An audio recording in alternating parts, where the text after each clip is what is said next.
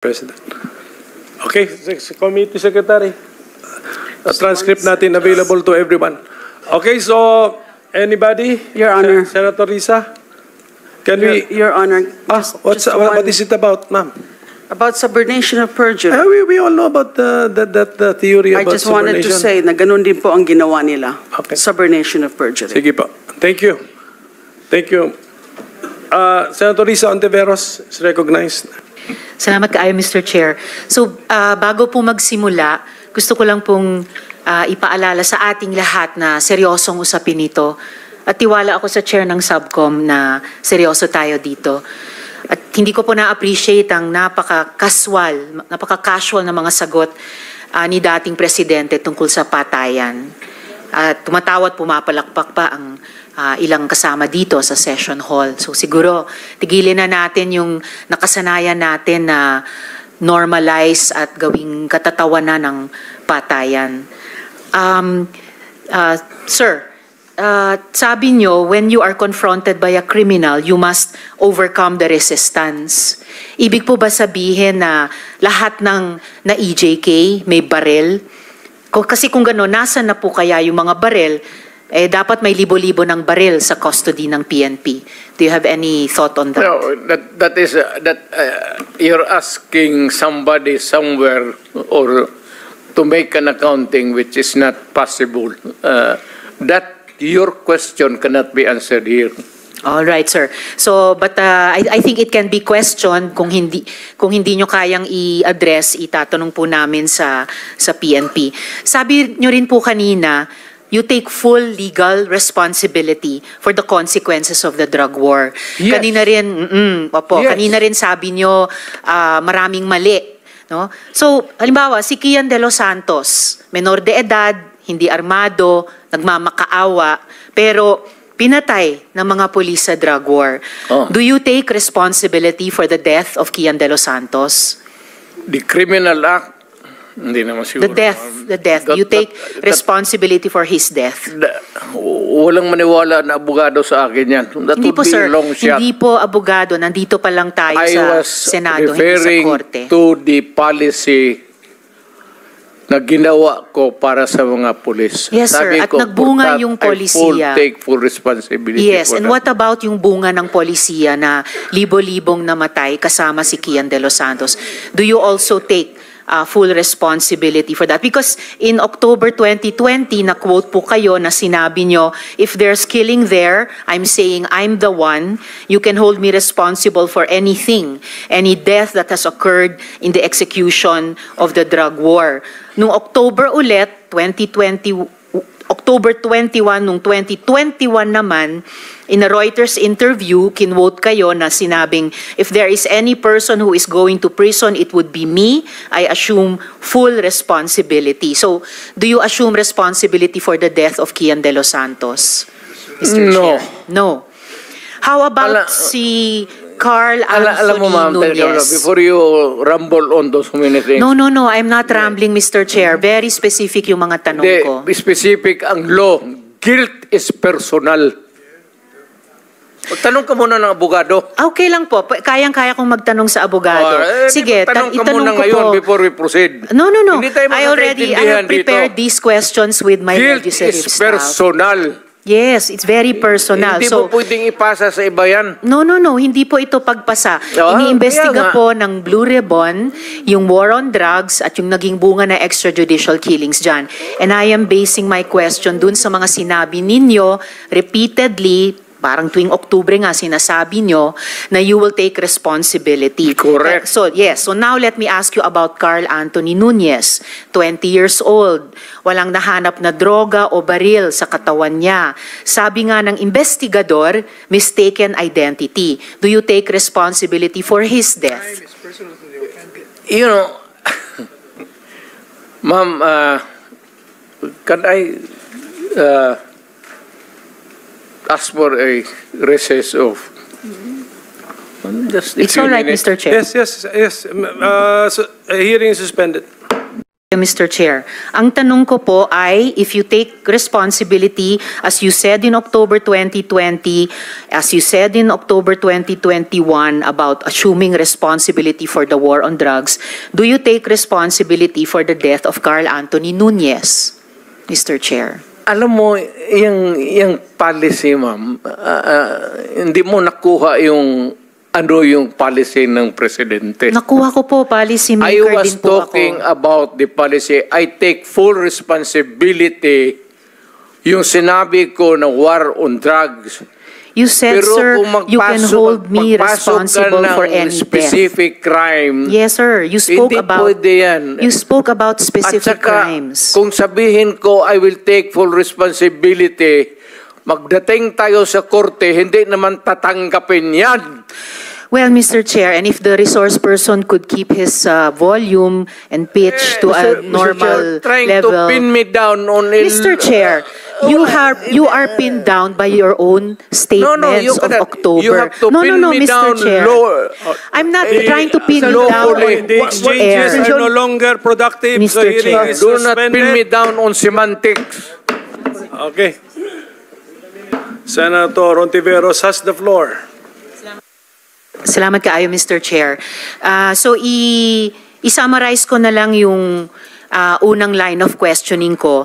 The point of my question tungkol sa assuming responsibility or not kina Kian, Carl Anthony Nunez, itatanong ko rin dapat sa Althea Barbon na 4 years old, at si Carl Arnaiz, at si Reynaldo de Guzman alias Kulot, na-confirm sa Caloocan Court na the evidence was merely planted by the police. Ang point ng unang questioning ko na yon ay kung ina-acknowledge nyo o hindi na yung policy nyo caused the death of innocents. So lastly, Mr. Chair, actually may mga 100 tanong pa sana ako sa dating presidente pero na-high blood yata sila sa akin. So 2 huling tanong na lang. Una po. Yes, Mr. Chair. Ganun lang siguro kasi excited lang ako. First time ako naka-appear ng Senate. But walang personalan yan. It has nothing to do with you, yung character ko. Yung boses ko lang kasi excited. But if we are offended by the demeanor, then mag-change gear ako. I'll try to do it with moderation. Salamat kaayo, Mr. Continue, ma'am. Chair. Continue. Salamat kaayo, Mr. Chair. At saka, Hindi, sandali, ma'am.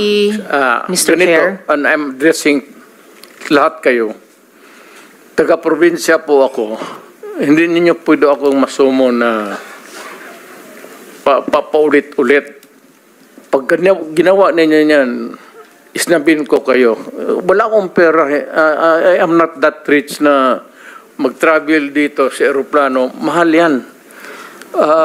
I am, nabubuhay ako sa retirement pay ko. So, pati itong pamasahe ko, retirement pay ko yan. Wala akong negosyo ever since. Gobyerno lang ako. I have been an employee of government ever since. Kaya I do not have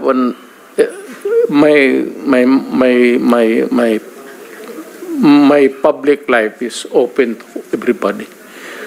So magastos masyado, ma'am. Kaya kung maaari lang, tapusin natin ito hanggang bukas. Huwag na tayong umalis dito. Thank you, Mr. President. Salamat kaayo, Yes, Mr. sir. Chair. Tapusin talaga natin ito. Tapusin natin ito dito ngayon. Huwag tayong umalis dito hanggang umaga. Umabot man tayo hanggang umaga bukas. Huwag tayong umalis dito. Tapusin natin dito. Okay, Mr. President, we are prioritizing the questions directed to you. Sige, Senator Ontiveros. Salamat kaayo, Mr. Chair. So, pangalawang tanong ko, tinawagan nyo ba si Senior Superintendent Padilla para i-congratulate siya sa pagpatay sa 3 high-value targets na Chinese nationals na inilagay sa loob ng Davao Penal Colony. Kasi sinabi niyo daw, "Congrats Superintendent Padilla, job well done." Pero grabe ang ginawang dinuguan. Do you confirm this, Mr. Chair? You call Padilla now because he is lying. I do not know him, and I do not have to congratulate this policemen and soldiers. Trabaho ninyo yan. Why do I have to congratulate you? Magtrabaho kayo dyan. So you do not confirm na tinawagan niyo si I do Senior not- Superintendent Padilla?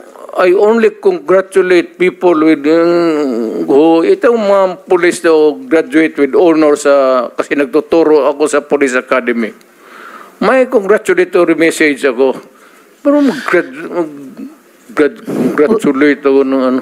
Well, Mr. Chair, of course, absolutely hindi naman natin kailangan investigate yung graduating with honors sa academy. Pero yung EJ case sa war on drugs, kailangan talagang kaya natin iniimbestiga. Kaya ma'am, huwag Mr. tayong Chair, umalis dito sa kwartong ito hanggang matapos ang gusto ninyong kunin sa akin. well, Mr. Chair, so yung huling tanong ko for today, for the record, Bakit ano po? tinawag Mr. ninyo Chair. ako dito tapos yan lang ang huli ninyong tanong?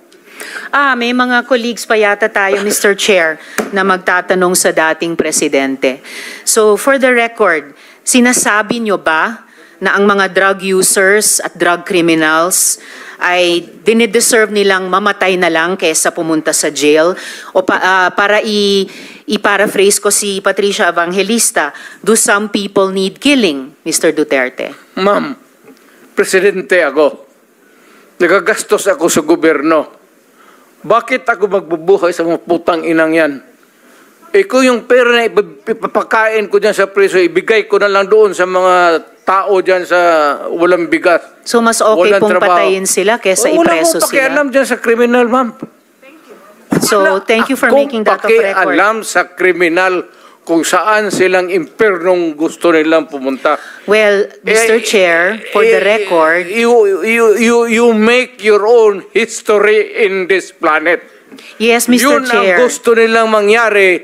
Doon sila sa impyerno at doon tayo magkita. Well, Mr. Chair, wala namang jurisdiction ng Senado sa impyerno. Dito lang sa bansa natin pwede tayong mag-investigate. Ba't doon tayo pupunta? Well, wala po akong ambisyon pumuntang impyerno pa. Pero Mr. Chair, ang hirain punto kita, lang ma'am. nito, ang punto lang nito ay nung magsisimula ang anumang police operations, drug-related police operations, supposed to be, at sinabi ng mga resource persons, merong pong manual of operations, merong continuum of force sa pag-enforce implement ng police anti-drug operation. So, ang premise is, yun na nga, arrest muna at build the case. Well, Mr. Chair, no, as a final word, I hope and I imagine that the Department of Justice is watching dahil ang daming admissions ng dating presidente involving criminal acts. Salamat kaayo, kasaysayan na lang po maghuhusga. Salamat kaayo, Mr. Chair. Thank you, Senator Mr. Ontiveros. Chair. Yes, go ahead, Mr. President. Nagtataka ako hanggang ngayon ang Justice Department hindi pa nag-file ng kaso hanggang ngayon. Katagal lang. Matagal ako pumapatay ng tao hanggang ngayon hindi pa sila nakapile ng kaso? Mr. Chair, another addition to the list that's growing by the minute.